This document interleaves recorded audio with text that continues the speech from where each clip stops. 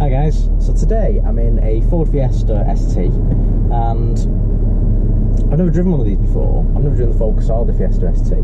Just throw some facts and figures at you straight off. So this thing is 180 brake, it's a 1.6 turbocharged 4-cylinder engine, and crucially it produces 214 foot-pounds of torque, which is really where this car gets set apart from its closest competition, which is obviously the Renault Clio RS. I think one of the things that you notice straight away, we'll just take this for a spin while we're having a chat. So one of the things that you notice straight away versus the Clio is because the Clio does provide stiff competition. The Clio is slightly dearer than the Fiesta.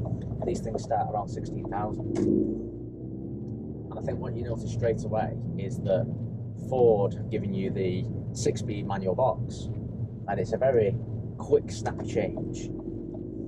And Renault have put the auto box in it, and whilst, as I've done in my other video on Thought Thursdays, which I'll put on the card, I did a debate about whether or not you should go for an automatic or a manual.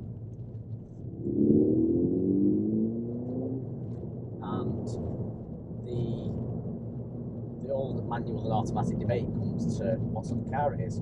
Is it a daily driver? Is it something we want to be comfortable in and just riding along and doing a lot of motorway miles in, or is it something we want to have a bit of fun in? Now, I'm not saying this is a Mustang GT like I took out the other day, which we said was ideal, being that, or even a Mini Cooper that's got that thing. But in fact, it probably is comparable to the Mini Cooper because it's a hot hatch, and like I said, the two vehicles that dominate that hot hatch market are this and the Clio RS. But these hot hatches are small and nimble, and whipping around in them, and yeah, you could have it as your daily driver because it's not particularly too uneconomical either to have as your daily driver, but equally it's a lot of fun, and in order to have fun and throw it through the bends and things like that, I think being involved with that manual box and having the 3-pedal setup is where it's at really, and I think that's what Clio missed a trick. I think that's what Renault missed a trick with really. When it comes to sort of styling and where the money's been spent, as I said, these things start at 16 grand, which is really for nothing for a car that offers so much fun. So outside we've got sort of the twin tailpipes, we've got a few little, the wheels are a bit different, we've got a few little body styling tweaks, and obviously the ST badging. Interior wise, it's a Fiesta. It's exactly the same as any other Fiesta, a high specification Fiesta.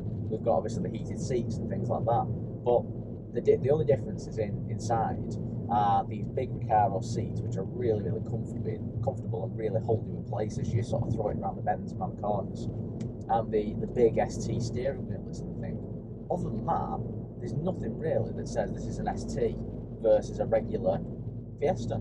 The cabin's the same. And why have they done that? Because if you get in a Clio RS, outside is completely different, inside is completely different, and they've made you feel very special. But what Ford have done with this, the gear stick is slightly different as well in this. And what Ford have done with this really though is they've said, right, what's the driver feel and touch while they're throwing it about? Not what does the infotainment system do, and have we got chrome window switches and things like that, but what does the driver touch, see and feel constantly? So with gear selector, the steering wheel, and they need to be comfortable and be able to be thrown around in these seats and hold on tight. So they've given you nice Recaro seats that you see as you get into it, and they're nice seats to sit in, but they're so comfortable as well. They really are. There's a lot of padding in the back, which is great. I just think you have so much fun in one of these things. So where have Ford spent the money? So Ford has spent the money on lowering the suspension on the thing, getting the suspension just right, and tuning that engine to, as I say, 182 brake and 214 foot-pounds of torque. So they really have optimised it to be, and you see that sort of as you get to about 2,500 revs and above, you see that power start to come alive. 0 to 60 is just shy of 7 seconds, which, okay, I've driven Range Rovers that are faster than 0 to 60 in just under 7 seconds. I've driven, Mercedes E-classes that can achieve it in that time. So it's not going to break any records, and it's not sort of going to keep up with a fast car. It's certainly not going to keep up with sort of a performance car, a supercar, anything like that. But it's not intended to be. It's intended to be this hot hatch that's practical, put 4 people in it.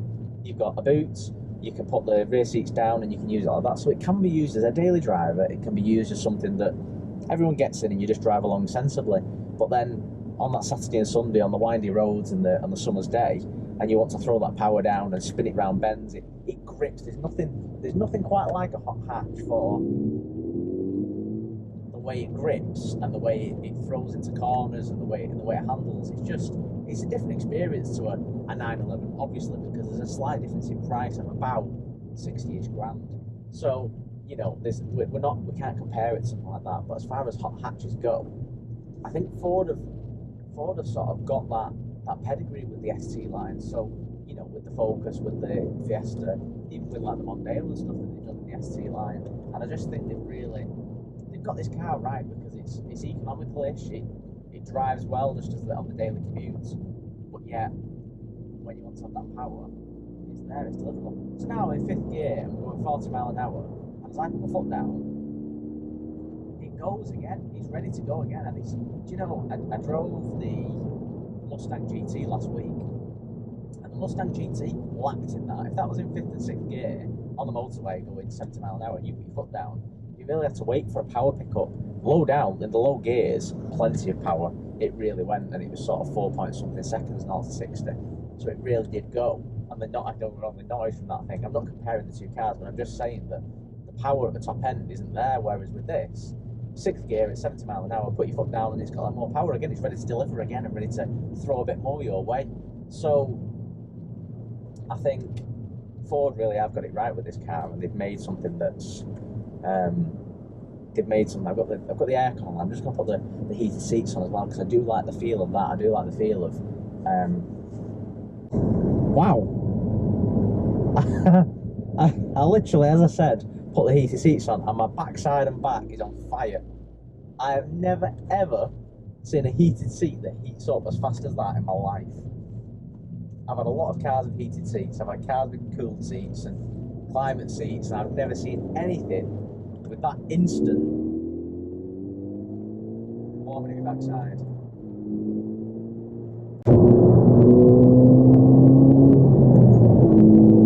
And this thing really does, it's so low down, it feels fast. And like I say, it's not fast compared to a sports car and a performance car at all. It's not 67 seconds, but we're low down, we're closed in this little tiny hot patch that's ready to just go about racing.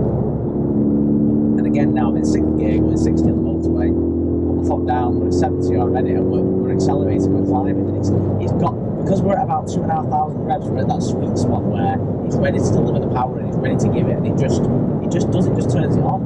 And it's a nice sounding thing. It's not going to give you Porsche sounding engines, but it sounds nice, and it's a really good little car, this.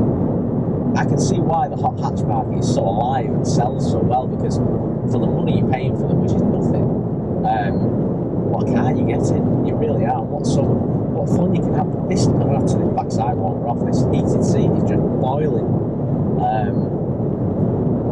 These Recaro seats really are lovely, really, really comfortable.